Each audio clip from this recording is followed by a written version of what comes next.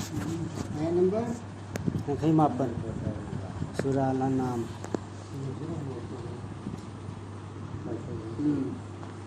أعوذ بالله من الشيطان الرجيم بسم الله الرحمن الرحيم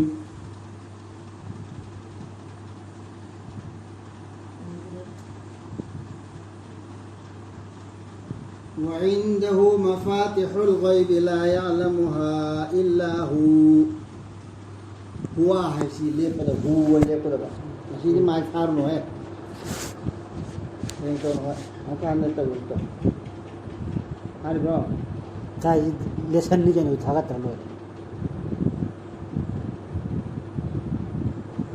وعنده مفاتح الغيب لا يعلمها إلا هو ويعلم ما في البر والبحر وما تسقط من ورقة إلا يعلمها ولا حبة في ظلمات الأرض ولا رطب ولا يابس إلا في كتاب مبين شيء عايز تسين نبي أول شون كذا أقول سلك وعنده مفاتح الغيب لا يعلمها إلا هو ويعلم ما في البر والبحر وما تسقط من ورقة إلا يعلمها ولا حبة في ظلمات الأرض ولا رطب ولا يابس إلا في كتاب مبين سمدرا दुनिया मिन दो मुन गा वाव थांनर दिग साइ गे कुरान सिगी है दु ले तना मनि सिसु यारो जिता कोई दे मान हंगिसी नंग कर मैं पारे है दो हंगी ने सिद्धि वाव दे तजदी सुयाव दे आई दे तजदी सोली की युवा ता देन शायद मा Kaya angkan ni ramzado. Itu yaw do. मिन ने बसी नत्रा मिन गनुंग मिन नत्रो मथंग तो वाव ने बा मिन की मथंग तो वाव या याव आबा वाव तर या याव रे ने नुन मथंग दा नुन जेजम की मथंग दा आदो दी वाव दु पुंजिले सोंगे नुन दु कान ने जेजम को तजदी का थंग जेजम कान ने आज दु जेजम तजदी कोनी इरी पोनी दर दु दा खंग ना बा तो सिगे कुरान सिगे दिया दु नियम दु तुम लाई करे बा साना खंग ना पार आज min waraqatin paro kay pani paksin na min marak ni na min waraqatin pane sum si khara parade sanghale si quran si le sanam di ai hai kredra ate marmot hawkan da hai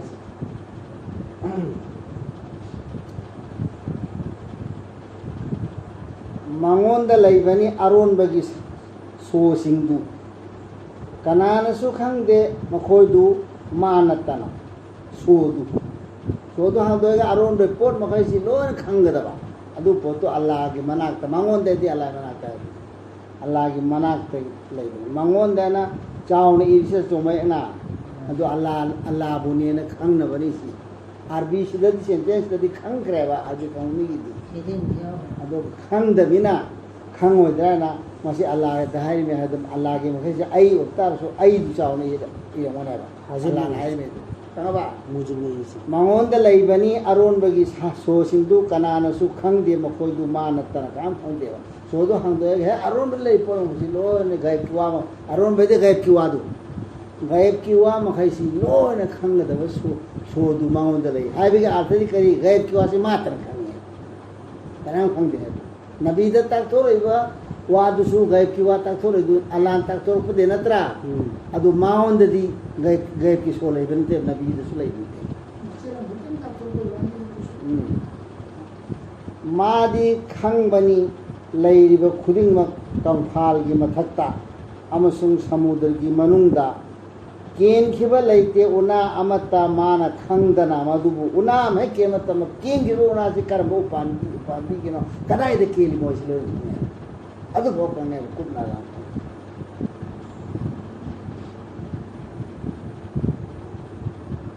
laite maru amata rasaukar idri se maru wana harak tanam rasaukar iradi maru wana harak kana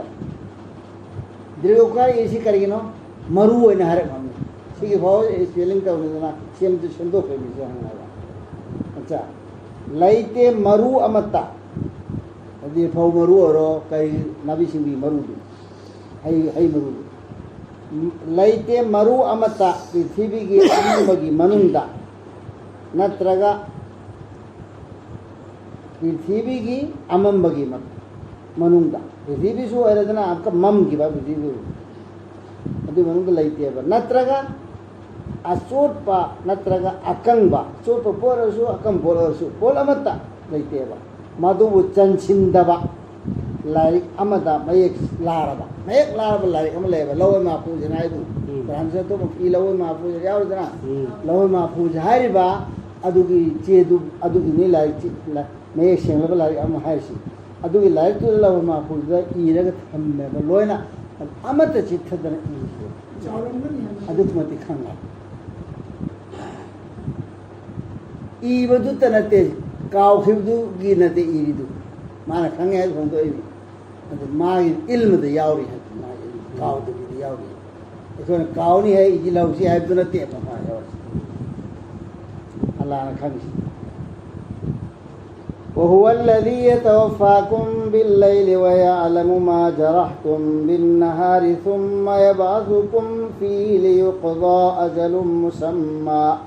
ثم إليه مرجعكم ثم ينبئكم بما كنتم تعملون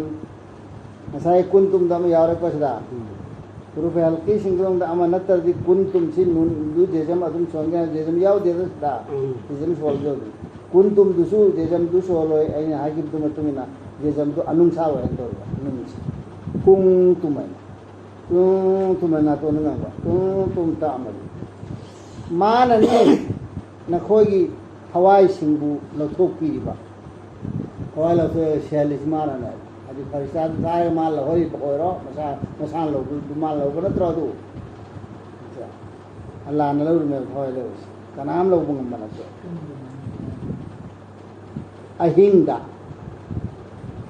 AHINDA होय लो बदी तुम हल्ली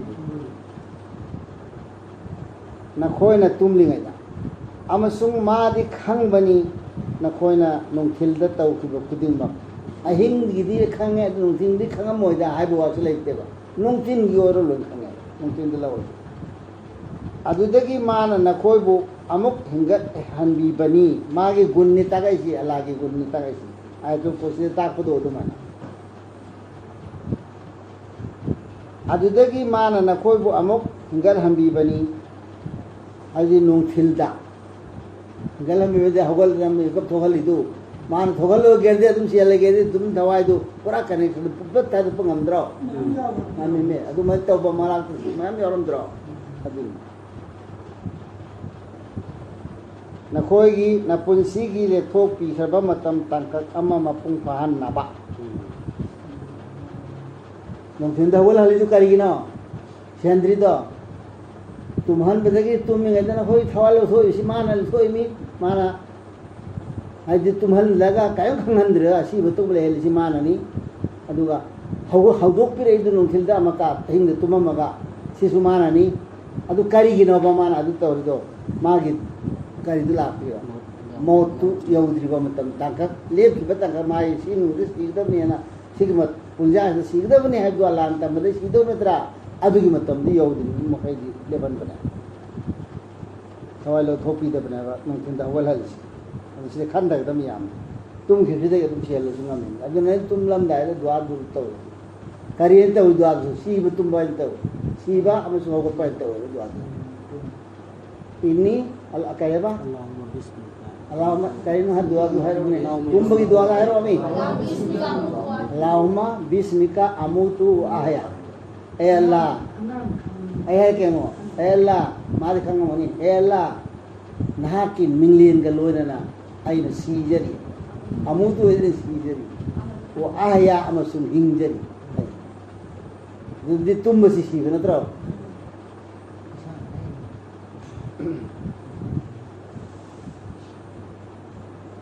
कर्म मैंने सीर में सीरग निशा होली तो करिगिनो मंग मंग तो करिगिनो येल भी आमते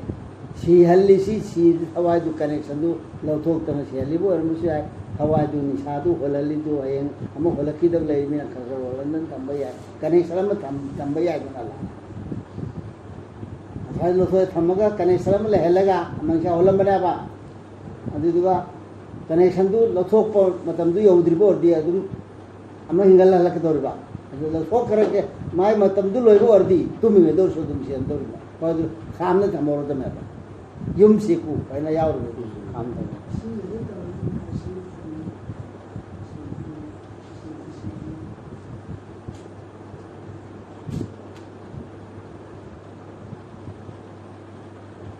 अदुगी मतुंगददी मांगोंदनी नखोगी हलकफम तुमने सिगे सिउ अदगी तुम दबे सुम ताइबंग ते सिर सुंगायरा सिर मतुंग द हलकफम सि कराजा ओय अल्लाह की मनाता हनगिदम नोंगदे ओय हनगिदोर मैं अल्लाह की मनाते लाई में दने खोजा अल्लाह की मनाते लापति मान थवाई संदोगा मैं नगी चान चान थवाई सुंगाना हाथ क्या है बुजा थवाई से हाथोई में लोइना हाथोएगा मैं मनाते लाप थवाई दु लोइना मका कोई हनगिदोर में अदुने ब मकू हरसिना हो खंगुसिन शेलिबा हिंगलिबा पुनमसे माननी अदुगी दुनी मकू हरसि हाइदु खंगलिने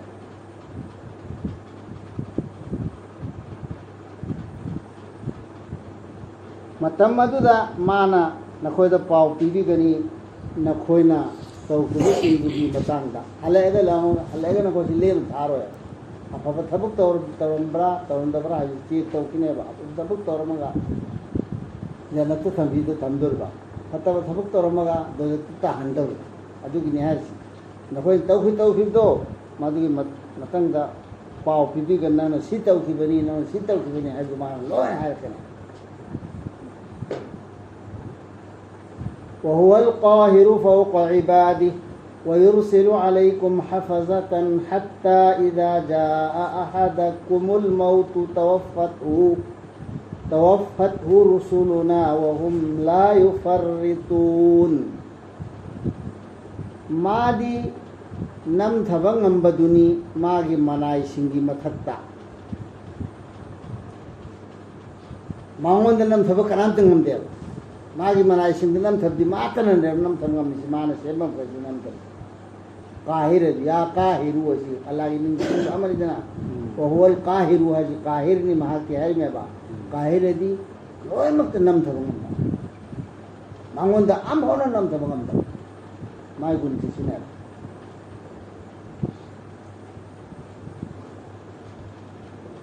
मान थाबीबनी नखोगी नसक्ता नाक सेंबीनब फरिस्तासिंग मतम अदु फावबा नखोय कनागुम्बा अमदा मतम अदु फावदी कामर ओदी फावदी हैता फरिस्तासिंग सुना पी सेंबीन थाबीबना मतम अदु फावबा नखोय कनागुम्बा अमदा सीबा हाइबदु लालबदा अखोयना थाखिबा पकोलोय सिंगना लौसिनबनी माबु लौसिनबनेदी मोद यानबा अदुगा मखोयदी तौदे मथौदा थौसादबा पखोलोय फरिस्ता सिंधुनी फरिस्ता सिंह फरिस्ता अमनत्रगा अमखतन लोबनते फरिस्ता लो से कही है तो लोग जो निकाय लाइतो निकाय दु निथौ हेंबे वाने मागी मखादने आयो पुम खुदिमक लोयना मा खतना लौरी बिना गलौदी कर्मों लौरनो मागी मखादा अलान थवा लौने से अल्लाह लाए लौबनते तना अदु मैंने हुजी हाय जिस माउ सिंदरी में निकाल अदु फरिस्ता सिंह लौ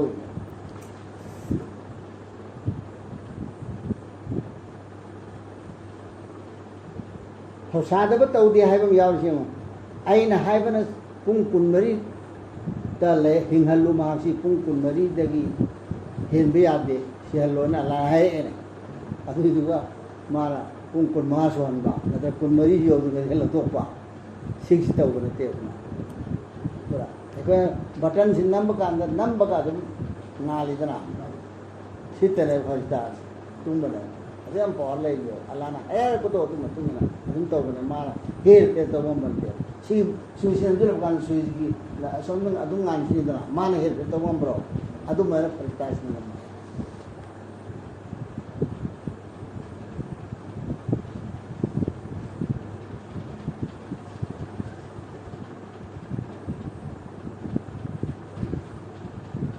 أدوني ثوسادر توجيه ثم ردوا إلى الله مولاهم الحق ألا له الحكم وهو أسرع الحاسبين أدودجي مخويبو حلهن بيبني الله دا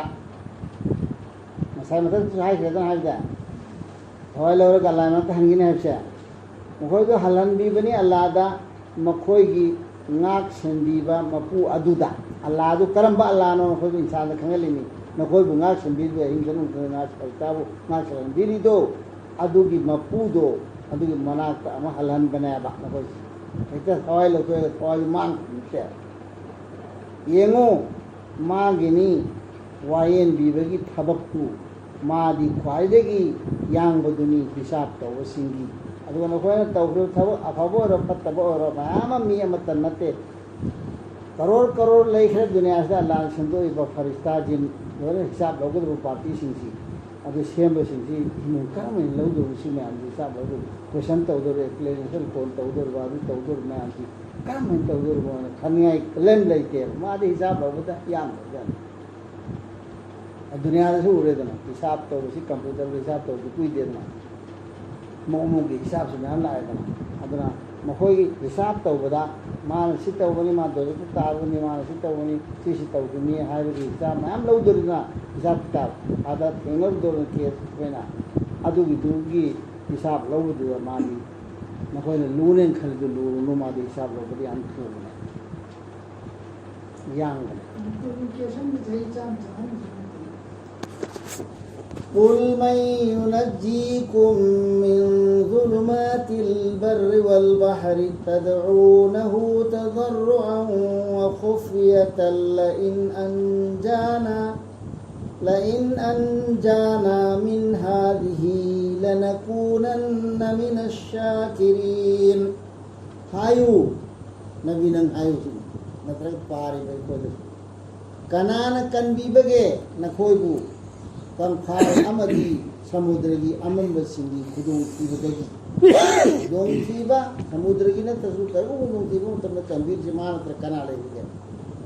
na khoi na mabu kauje khibada picture no dana ya allah masde kanbiu masih kanbira bordi masde kallade ko syukur guzar na ki tabibul khangwa ju ojara ge iman pura ge natraga apa thabuk tawra ge na o kam di o tawra ge na o buli tarak matam da kauje khimatam da picture no jana tawra itu betul dah. Amasung lona, tumin nasi korpo ya wala.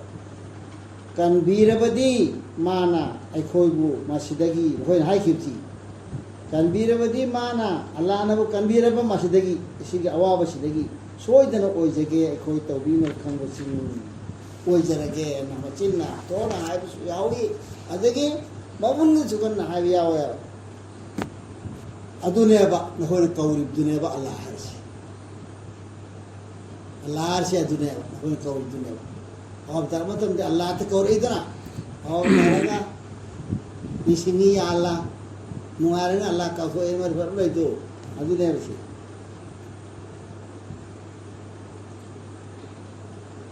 Hayu अल्लाह ननी कुलिल्लाहु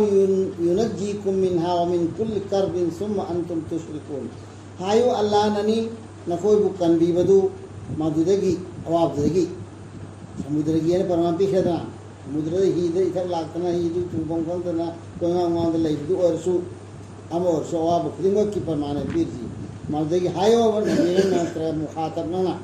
अल्लाह ननी ने कोई बुकन भी बदु मादे की हम सु आवाब खुदिंदगी अदु तना आवाब काने कन भी समातना ना अदुबो नखोयना अदुम मागिले माना बफुतोई अदुबो सुमन तौबीरबा मपुदो अदुबुदु निसिंद्रगा माना तौई नम्मासी फजन नम्म मिनी है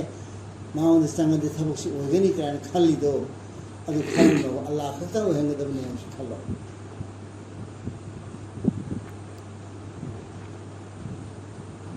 तो होता है अदु वारा